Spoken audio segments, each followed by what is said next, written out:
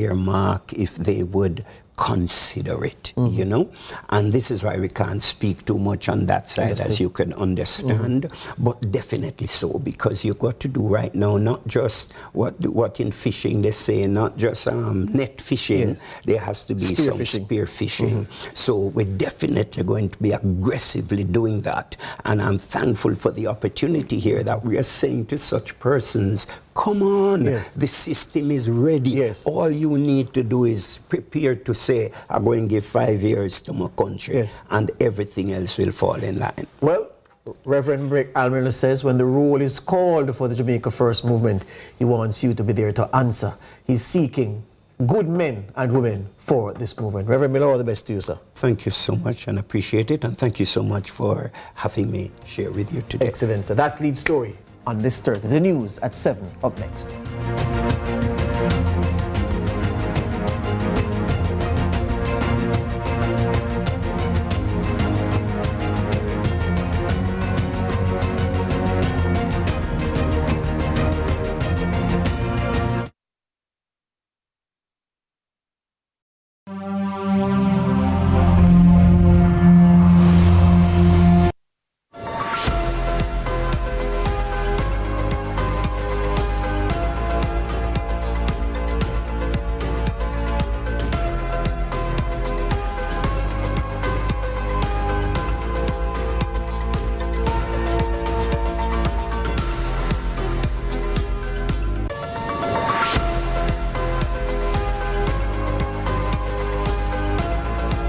This is CVM News at noon for Friday, August 8, 2025.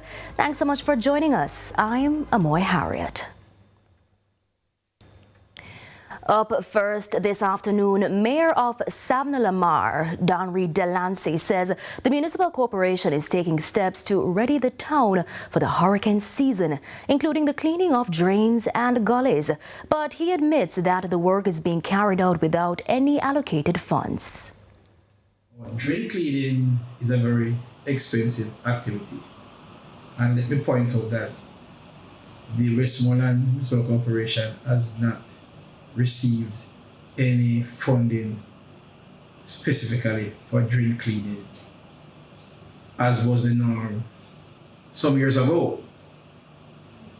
We were told that we should be using our Public Revenue Fund allocations for the months of May and June to do drain cleaning in preparation for the hurricane season. Now, the mayor says shelter inspections and supply assessments are also being carried out as part of the corporation's disaster preparedness plan. We'll have more on this in news at 7. A car parked on the church grounds of a St. Andrew-based church was set on fire earlier this week. Now, while the suspect is known to the pastor of the church, both him and the Member of Parliament, Philip Podwell, are urging the community to remain calm and allow the police to investigate. Carla Ramdeen has more.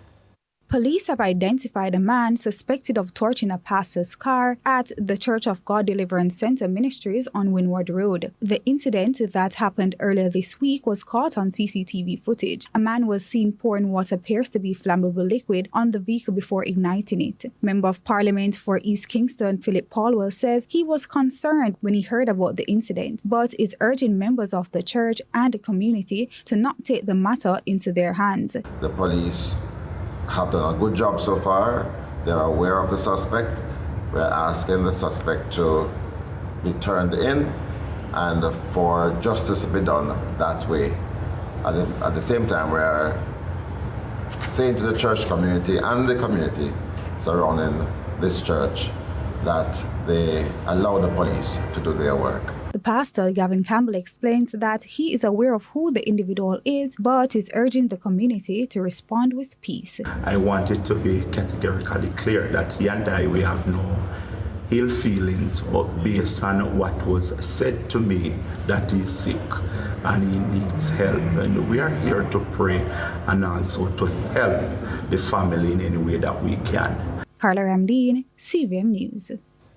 In other news, the Jamaica First movement, represented by Reverend Al Miller, on Thursday's lead story has claimed it's not just another political party seeking power, but instead see themselves as a temporary alliance of Jamaicans from all walks of life. He emphasized that the current state of politics leaves much to be desired when it comes to the safety of Jamaican citizens during the election era. He says those competing for their respective seats of power need to remember the true purpose of politics is service rather than showmanship. Now, some major developments are underway for the Inswood community in Spanish Town, St. Catherine. That announcement from Prime Minister Dr. Andrew Holness, who revealed that the government is undertaking what he calls the Greater Inswood Master Plan. Now, speaking at HAJ's handing over of certificates of titles at the Naisbury Villa in the parish, Dr. Holness explained this will be a similar initiative to the Bernard Lodge housing development. The NHT has been tasked to take this on. There is a joint committee of the NHT, the HAJ, the NWC, the NWA, NEPA, all the entities involved to properly plan out this area. There are some proposed housing developments that already have approval. Those will be incorporated and they will go ahead.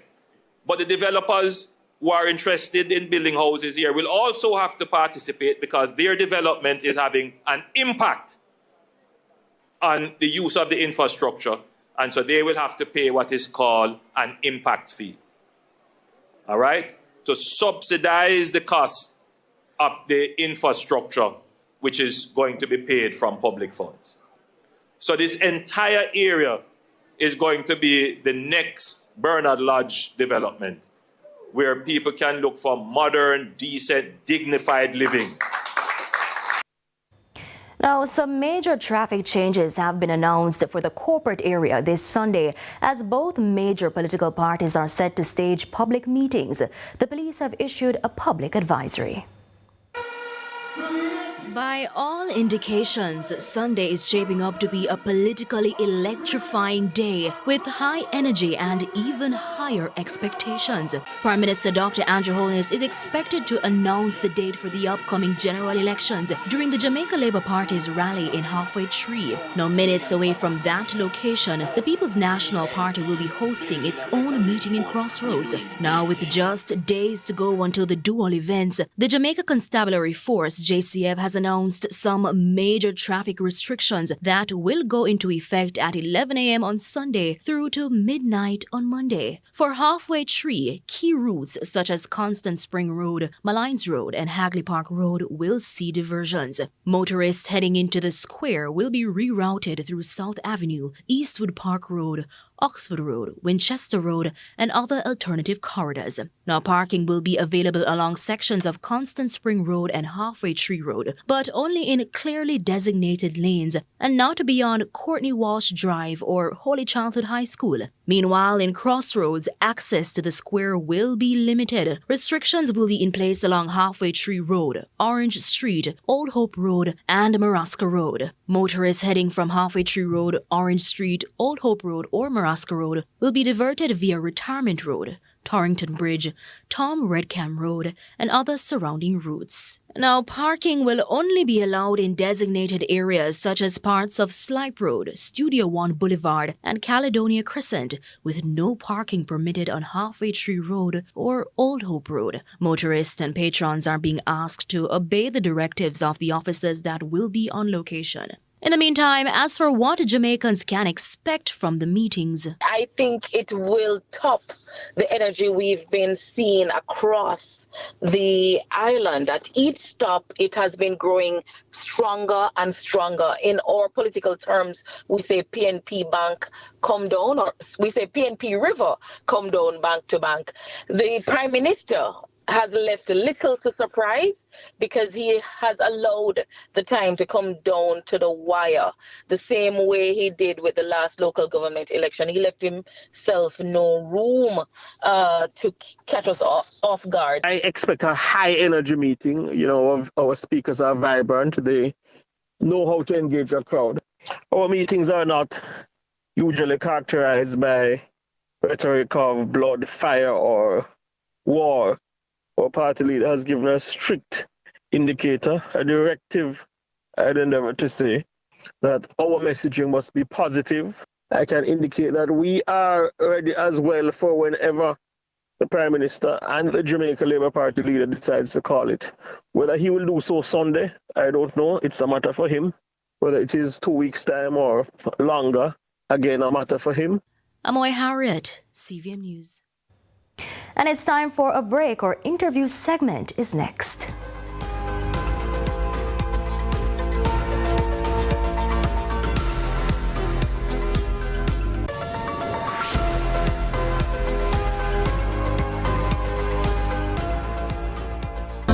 Getting the keys to your own home is a feeling many cannot describe.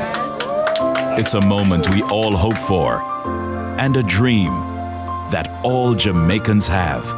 The new social housing program is the difference between a dream and reality. The government, through the Ministry of Economic Growth and Job Creation, is building hope, one home at a time.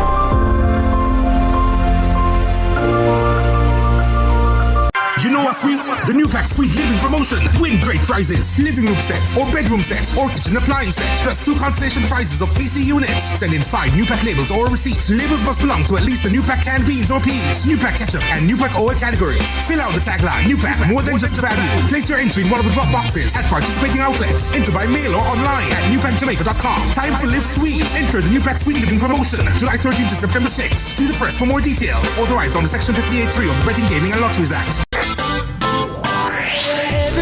Conquered is another dream game. I land and I fly again like a jet plane. Headed straight in your direction. 'Cause I'm wiser, one step closer. I'm winning 'cause I work so hard. And the music keeps on playing, and the people them I say we are my show tonight. Oh, what a feeling! Don't stop dreaming. Keep on believing in the power of the feeling. Whatever you want, take a chance. Song in your heart, step in your dance. You got a spark, don't fit it dark, shine your lights on.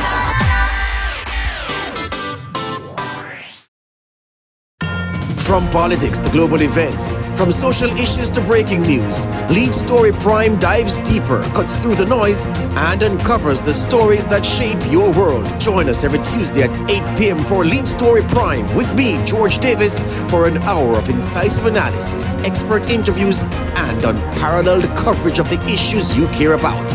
Lead Story Prime, your front row seat to the most compelling discussions. Lead Story Prime, where the truth comes first. Only on CVM TV. Let's delve deep into the issues. We'll take you beneath the surface. Greetings and salutations. My name is Orville Higgins, and it's another edition of Fan Central. Talking to the people at the heart of the top sporting stories. Hear from your favorite sportsmen and women and the administrators who work tirelessly to make it all happen. It's live sports talk. I've written an entire article. Yeah. Looking at all the major issues every Tuesday at 9 p.m. It's Fan Central.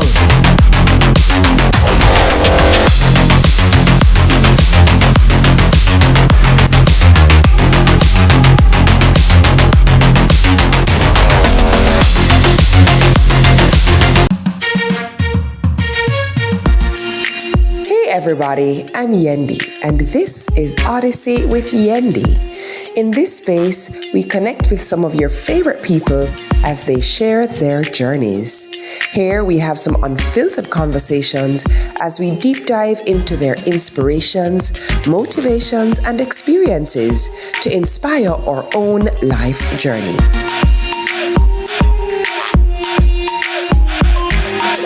Odyssey with Yendi, brought to you by Grace, Singer, and IslandNet Service.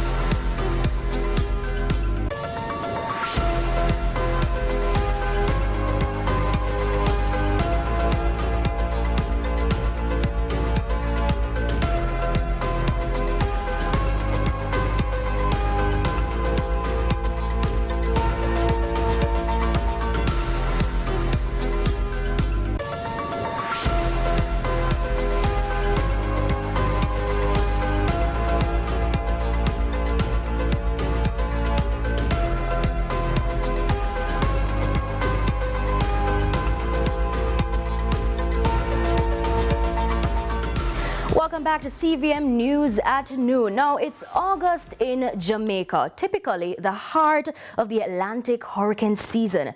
But so far, not a single major rain event has hit the island. Now, for many, that's a relief. But for others, it's unsettling. That's because a lot of them believe that this period might be the calm before the storm. Now, some experts warn that while the skies may be clear now, the peak of the Atlantic hurricane season is only just beginning. Now, joining us now to break this down for us and, provide steps we should be taking is Acting Director General at the Office of the Disaster Preparedness and Emergency Management, ODPEM's Richard Thompson. Thanks so much for joining us, Mr. Thompson. Hi, good afternoon. Good afternoon to you and your viewers and listeners. All right, so we're in August with little to no major rainfall so far. Is this unusual for the hurricane season, or has this been somewhat of a trend in recent years? Well, it's a trend. We normally have an extensive dry period throughout the summer. Very high heat intensity. We are seeing now that we have been impacted sometimes for past couple of years by the sub-Saharan dust layer. So normally at this time we tend to have a pretty dry spell. I think persons saw what happened last year with Beryl. Beryl was an anomaly in terms of having a major tropical cyclone so early in the year. We normally have the peak of the hurricane season in August and September. So if you look at our hurricane history, not only in Jamaica but generally across the Caribbean, we tend to be impacted by major storms sometime in August and also in September. So that is really the peak of the hurricane season, where we tend to have excessively high sea surface temperature, which is one of the conditions that is necessary for the formulation of tropical cyclones. You really need sea surface temperature in excess of 26 degrees Celsius, roughly 26.5 degrees Celsius at the minimum level, which is about 80 degrees Fahrenheit, for tropical cyclones to form, coupled as well with other conditions such as your atmospheric instability, high humidity, your kind of low vertical wind shear, and some existing preconditions such as pre-existing disturbance, and also the coupled with the Coriolis force, which is how wind rotates or how water rotates in this side of the hemisphere. So if you watch how your water go down into your sink, and the rotation, that's really the Coriolis force, you'd really need some kind of agitation within your system, and that rotation would keep your tropical cyclones rotating. So those are some of the conditions that is necessary, those pre-existing conditions that is necessary for the formulation of tropical cyclones. And as I said, you have high sea surface temperature. Roughly at this time of the year, it tends to be high across the Atlantic and the Northern Atlantic, but it gets a little bit higher, averaging roughly 27 degrees Celsius to about 31 degrees Celsius. So this is really the peak of the season where persons need to pay critical attention and having an appreciation as well for hurricane history, which shows that August and September is normally when we're impacted by hurricanes. Okay, so is it safe then to say that the most intense storms could still be ahead? Could still be ahead. The season was projected for above average. So you can have rapid formulation of systems August and September, and you can have a number of them happening. You normally what we have been experiencing now is rapid intensification of systems as well. Mm-hmm. So you'll get one system forming and it moves from being a tropical an invest, and then it moves to a Category 5 hurricane in days, or it moves from a Category 1 to a Category 5 in hours. So we have been having a lot of these kind of rapid intensification, and then you can also have systems forming on the back of each other constantly. That's happening throughout the season. So we can meet the projection in terms of above average, and you can go beyond that, like what happened in 2020 2022 when we went into the Greek alphabet. That has been changed where we no longer go into the Greek alphabet for hurricanes. You just go back over with the regular names in terms of the regular standard alphabet. So you can have that